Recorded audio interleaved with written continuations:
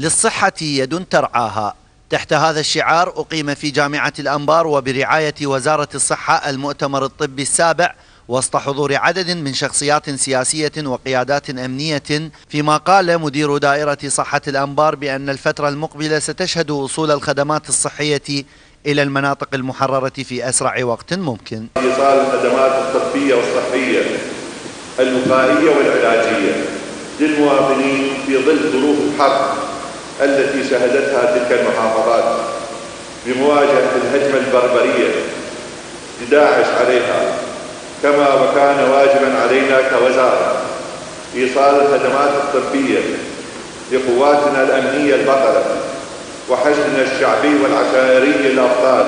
أجل النهوض بالواقع الصحي والخدمي في محافظة الأنبار، ولا ننسى دور السيد محافظ الأنبار المحترم وكذلك حكومة المحافظة والسيد رئيس مجلس المحافظة بما قدموه خيرا من إنجازات في دعم الكوادر العلمية والصحية وكذلك أيضا دعم القوات الأمنية. إننا في دائرة صحة الأنبار بذلنا كل الجهود والطاقات مع توفير الدعم من قبل الوزارة والمحافظة.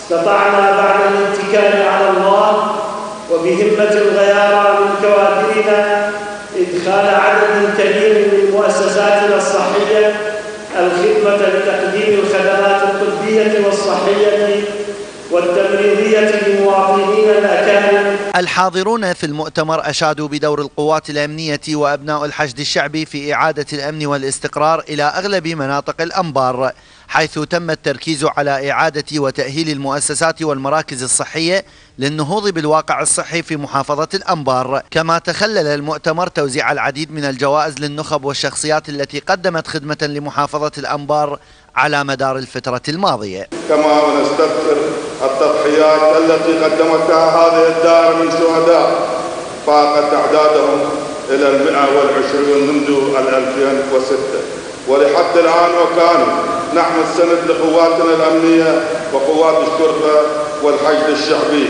التقدم بالثناء والتقدير للسادة الباحثين في كليات المجموعة الطبية للمساهمة بشكل فعال في إنجاح المؤتمر من خلال مشاركاتهم البحثية كما ونوعا.